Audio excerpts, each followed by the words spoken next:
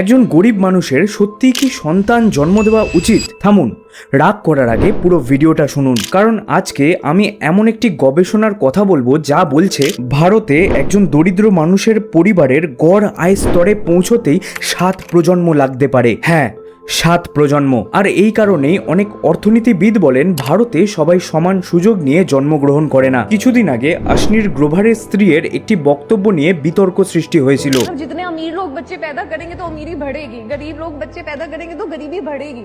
এখন আপনি বলবেন ইনিও দোগলা, তাহলে চলুন পৃথিবীর সবথেকে সফল ট্রিলিয়নিয়র ব্যক্তির বক্তব্য শোনা যাক। The more religious, the less educated, and the poorer, the higher the birth rate.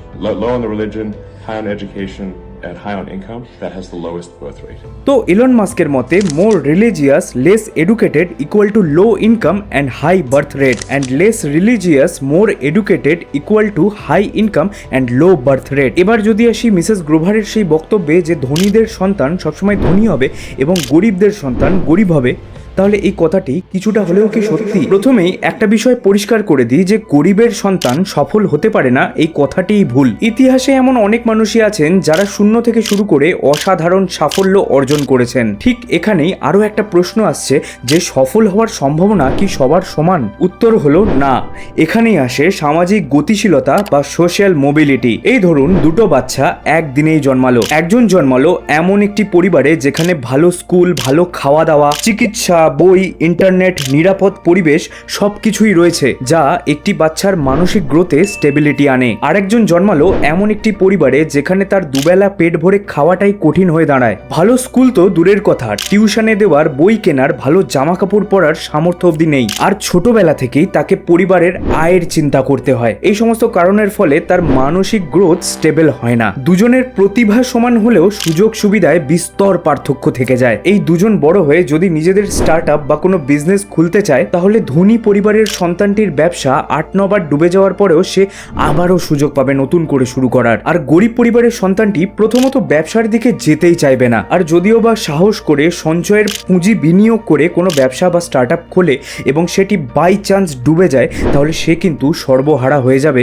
এবং দ্বিতীয়বার এই স্টার্টআপ বা ব্যবসা খোলার কোনো কথাই সে মাথাতে আনবে না। তাই বাধ্য হয়ে গরিব অথবা লোয়ার মিডল ক্লাস ফ্যামিলি চায় তাদের একটি চাকরি হোক, ফিক্সড একটা স্যালারি থাকুক, যাতে কোনোভাবেই পরিবারের পেটের টান না পড়ে। এখান থেকেই আরও একটি বিষয় উঠে আসে, সেটা হলো ইন্টারজেনারেশনাল সোশ্যাল মোবিলিটি সাইকেল। অর্থাৎ এক প্রজন্মের আর্থিক অবস্থান তার পরবর্তী প্রজন্মের আর্থিক অবস্থান কি হবে তার উপর প্রভাব ফেলে। বিশ্বের বিভিন্ন দেশের তথ্য বিশ্লেষণ করলে একটি প্রবণতা দেখা যায়, যেসব সমাজে শিক্ষা ও আয়ের স্তর বেশি সেই সব সমাজে জন্মের হার কম, আর যেখানে শিক্ষা ও আয় কম সেখানে জন্মের হার তুলনামূলকভাবে বেশি। এর মানে এটাও নয় যে এই পুরো ব্যাপারগুলো ধর্মের সাথে পুরোপুরিভাবে কানেক্টেড। আসলে এই ব্যাপারটা সত্যি খুব জটিল।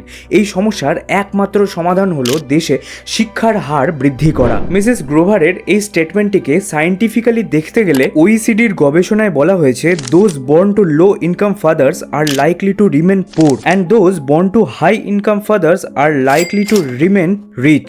অর্থাৎ সোজা কথায় বলতে গেলে নিম্ন আয়ের স্তরে জন্মানো সন্তানের ওপরে ওঠা সম্ভব, কিন্তু সেই পথ সাধারণতভাবে অনেক কঠিন। ভারতের মতো একটি লো ইনকাম কান্ট্রিতে দরিদ্র পরিবারের সন্তানের দেশের অ্যাভারেজ আয়ের স্তরে পৌঁছতেই 7 প্রজন্ম লাগতে পারে। অন্যদিকে ডেনমার্ক অথবা ফিনল্যান্ডের মতো দেশে এই স্তরে পৌঁছতে 2 থেকে 3 প্রজন্মই লাগে, কারণ সেই সমস্ত দেশগুলিতে একটা জিনিস চোখে পড়ে, সেটা হলো শিক্ষা, স্বাস্থ্য এবং সামাজিক নিরাপত্তা ব্যবস্থা তুলনামূলকভাবে শক্তিশালী, ফলে সেখানে উপরে ওঠার সুযোগ অনেক বেশি। এখানে কয়েকটি বিষয় খুবই গুরুত্বপূর্ণ, যেরকম জন্মের জায়গা, পরিবারের আয়, শিক্ষা এবং রাষ্ট্রের প্রতিষ্ঠান, কারণ এই সবকিছু মিলিয়েই মানুষের সফল হওয়ার সম্ভাবনাকে প্রভাবিত করে। তাহলে প্রশ্ন হলো, গরিব মানুষের কি সন্তান নেওয়া একদমই উচিত নয়? আমি ব্যক্তিগতভাবে এরকম একটি চরম সিদ্ধান্তে বিশ্বাস করি না।